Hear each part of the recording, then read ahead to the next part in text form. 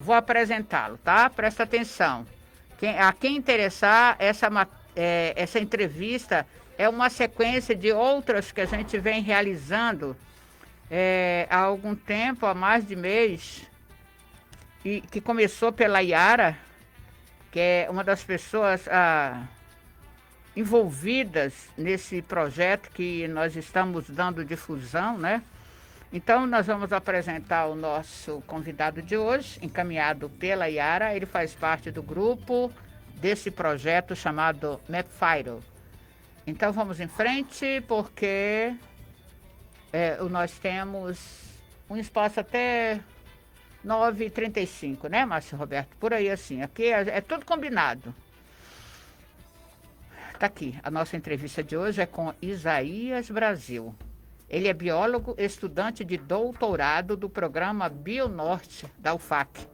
Ele possui experiência com levantamentos florísticos e inventários florestais no projeto Mapfire. Ele está encarregado dos inventários florestais e identificação do material botânico.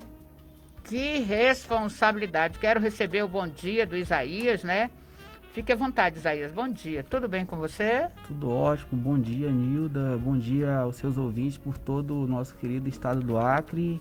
E é uma felicidade muito grande estar aqui com você hoje, dando continuidade, né? E agradeço muito essa oportunidade que você está dando para nós que estamos aqui, né? Aqui no Acre, integrando esse grupo, esse projeto maravilhoso que tem muito a acrescentar para todos nós. Exatamente, é um projeto riquíssimo, né? E que ele vai ser, digamos, observado com outro olhar daqui a alguns anos, não é verdade? Porque a gente está vendo as providências que estão sendo tomadas, né? E vai render frutos, né? Mais para frente, né, Isaías? Sim, esse é um projeto que a gente tem uma visão contínua, né? Então a gente continua desenvolvendo esse trabalho ao longo do tempo para ver como que a floresta vai evoluindo e também essa questão da educação ao longo do tempo, porque tem que ter continuidade, não pode iniciar uma etapa e parar. Eu imagino que é o sofrimento para um biólogo ver uma mata pegar fogo. Parece que agora deram uma trégua aí, o vento também acho que parou de soprar no Mato Grosso. Parece que o Pantanal está menos sofrido agora, mas as consequências são para muitos anos, não é isso? Para um biólogo, e quando você é biólogo e você é também um acriano, alguém que veio da terra, que tem essa vivência de floresta, que junta uma coisa com outra, né? Você sofre duas vezes. Isso. É isso mesmo, ó, sofre duas vezes. Mas eu vi uma palavra pela primeira vez na minha vida que é inventários florestais. O que são esses inventários florestais, Isaías? Inventários florestais, de maneira simples, né, como o próprio nome diz, é você inventariar o que tem na floresta. Isso pode ser feito com diferentes objetivos, né? Mas no caso são plantas, animais, rios, tudo, né? Então, inventário é que nem a gente falou, com diferentes objetivos. No nosso caso, do Mapfire, nós estamos focados em plantas, né? Isso. E mais voltado para o efeito para áreas que sofreram com incêndios florestais, né? Então, nós vamos na floresta, vemos áreas que foram afetadas por incêndios e comparamos com outras áreas que não foram, né? Aí nessas áreas nós fazemos todo o processo de identificação das espécies por nome comum, nome científico, né? Temos outros momentos. O inventário também compreende mais coisas, como a própria questão da identificação, da coleta de material que a gente leva para herbário. Temos um herbário de referência na UFAC.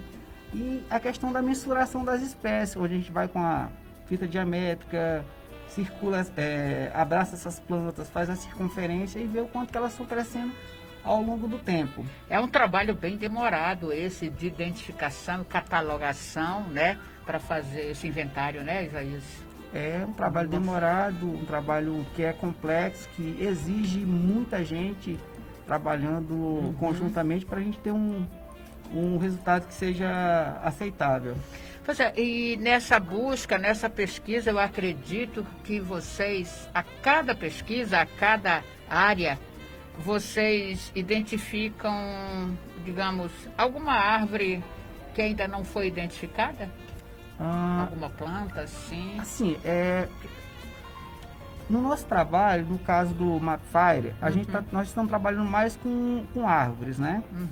E a gente, embora aqui seja comum também encontrar espécies novas, Isso. é mais comum quando você trabalha com florística, que é o caso que se faz muito aqui na UFAC, com o Marco Silveira, né? Que tem muitas coletas de plantas, então a quantidade de plantas que é descoberta no nosso estado tem crescido de uma forma exponencial, né? São publicações por cima de publicações e sempre está atrasado. Eu estou vendo aqui numa informação que está anotada, é que vocês vão fazendo esse processo nos anos seguintes, vocês voltam ao local com a finalidade de ver o quanto essa árvore aumentou de circunferência. Popularmente vocês falam engordou. Vocês fazem isso sempre, não é? Sim, porque quando a gente vai a primeira vez, a gente tem um retrato da estrutura da floresta, de como que está aquela floresta. Quando a gente volta nos anos seguintes, a gente tem a dinâmica, a gente vê como que ela está crescendo, qual que é a dinâmica dela, né?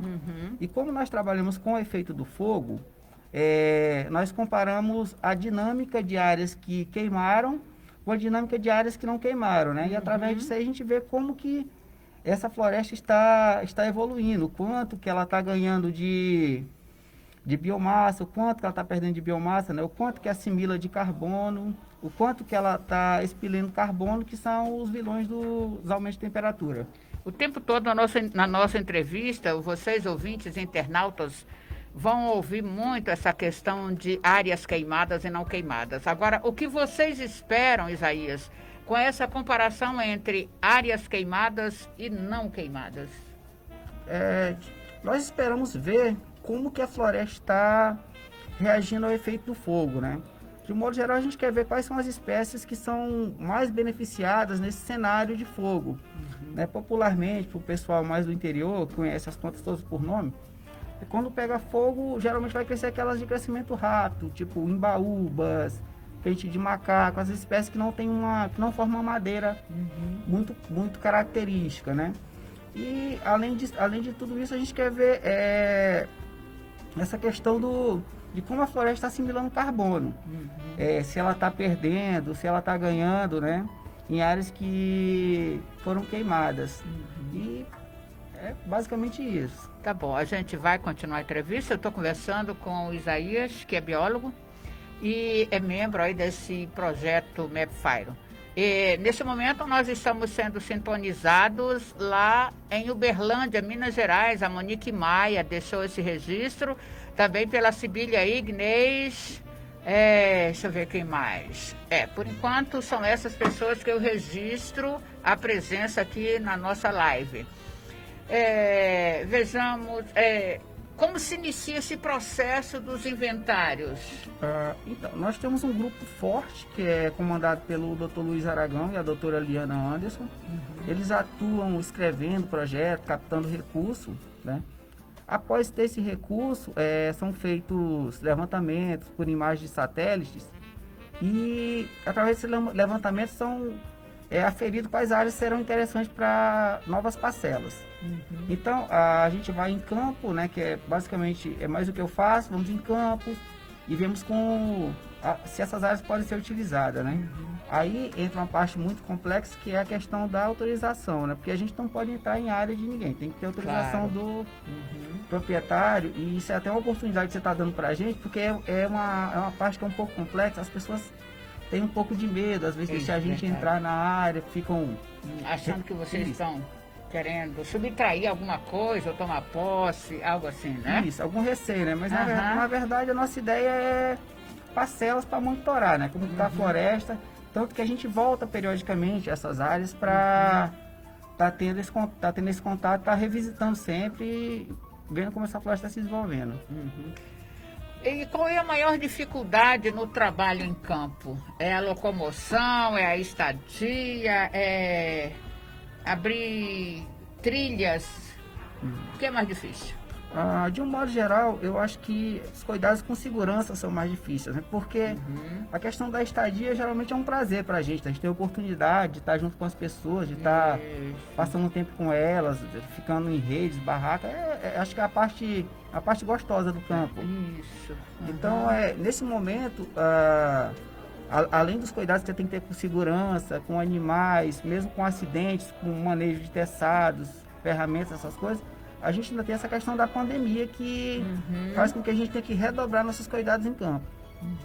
Quer dizer que vocês não pararam nesse período de pandemia com o retorno, né? Porque como esse projeto já começou em 2012, parece, né? Foi 2012? Não, foi mais para cá para frente. Assim, esse projeto... O pontapé inicial, assim.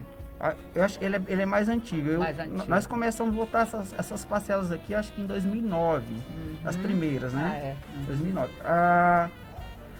A gente, com a questão da pandemia, a gente teve uma série de cuidados para poder estar trabalhando, né? Mas não parou, né? Então, nós temos equipes na Bolívia, que esse projeto ele é Acre, Bolívia e Peru, né? Peru, inclusive, nesse momento, a gente não conseguiu deslocar para a Bolívia para estar trabalhando junto com eles. Então, ainda não? Não conseguiu?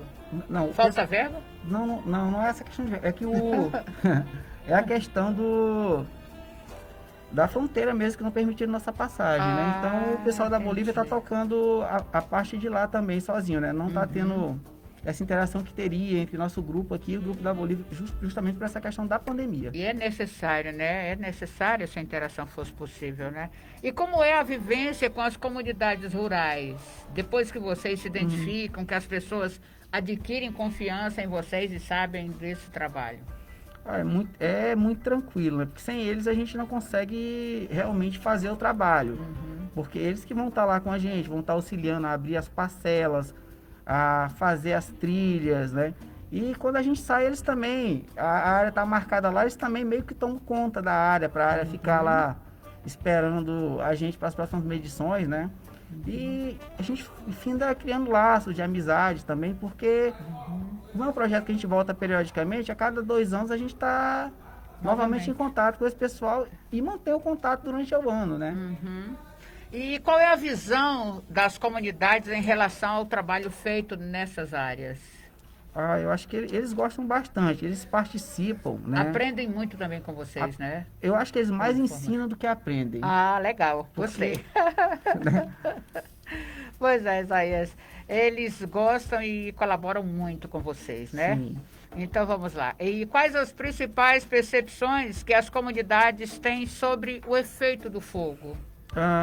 Assim, eles, como eles observam muito, e a gente já falou que a gente aprende com eles, isso que a gente está falando para eles, que a gente está tentando provar de forma científica, eles já sabem.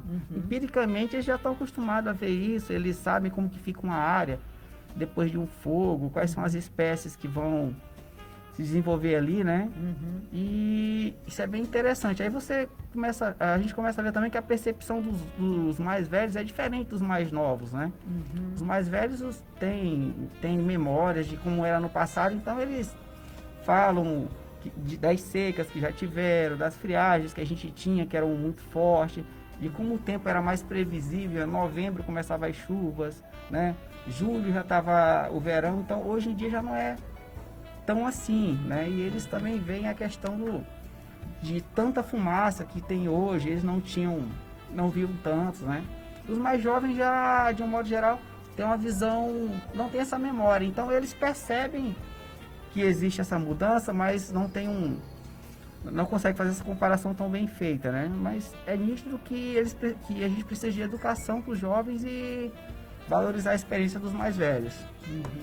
E os mais velhos têm muito a nos ensinar, né? Com certeza. E a gente já está chegando ao final da nossa entrevista. Eu fico feliz em ouvir da forma como vocês se expressam, vocês que fazem parte desse projeto, a forma apaixonada pela qual vocês abraçaram essa causa e demonstrando que não foi por acaso que vocês escolheram essa profissão. No caso, você que é biólogo, eu sinto assim, né? Esse calor positivo do que é ser biólogo, né? A responsabilidade dessa profissão. Então vamos lá, gente, fazendo o encerramento aqui da nossa entrevista. Nós conversamos com Isaías Brasil, volto a repetir aqui a mini biografia dele. Ele é biólogo, estudante de doutorado do programa Bionorte UFAC, possui experiência em levantamentos florísticos e inventários florestais. E nesse projeto MapFire, ele está encarregado dos inventários florestais e identificação do material botânico. Esse foi o tema de hoje da nossa entrevista. Eu quero agradecer a você. Espero que você tenha se sentido bem aqui no nosso bate-papo, na nossa entrevista, assim, bem formal. E dizer que é um prazer atendê-los, tá bom? Fica à vontade para o teu agradecimento, Isaías. Tá, eu que agradeço a oportunidade de estar aqui com vocês, né? Queria aproveitar para agradecer o pessoal do Projeto MapFire pela oportunidade, né? Na verdade, assim, eles já vêm me dando oportunidade há muito tempo. Eu estou com eles desde 2009, então assim, já tem muito tempo que a gente vem trabalhando junto. E aproveitar para agradecer também o pessoal de campo, que é o pessoal que está lá com a gente, né? Que a gente vai encontrar no campo, que é a Sebastiana, o Toninho, o Guacho, o Periquito, o Nan e o seu Mineiro na reserva Chico Mendes, né? E o seu Arnaldo e a Dona do Carmo na reserva Bonal, que são eles que dão essa força pra gente. Sem eles a gente não conseguia fazer esse trabalho aqui no Acre. Olha aí, que bom, que reconhecimento, né? Parabéns, então, desejo boa sorte. Se você quiser deixar aí o endereço, se você tem de qual o endereço para as pessoas acessarem mais informações desse projeto, fique à vontade, tá? Não tenho de qual, mas acho que já foi passado nas outras entrevistas, né? Já foi passado, mas a palavra-chave é MapFire, né? MapFire. Então, é uma palavra na verdade, que é em inglês, né? Porque esse projeto também envolve profissionais dos Estados Unidos, né? Isso. Então tá. Aí as pessoas podem acessar, tem o Instagram. Tem. Não é? Então, olha, eu quero dizer que a palavra para vocês encontrarem mais informações sobre esse projeto é MAPFIRE. É porque a gente pronuncia em inglês MapFire, tá bom? Obrigada, tá, Isaías? Obrigado, eu que agradeço. Até a próxima, se Deus quiser, sinta-se em casa. Obrigado.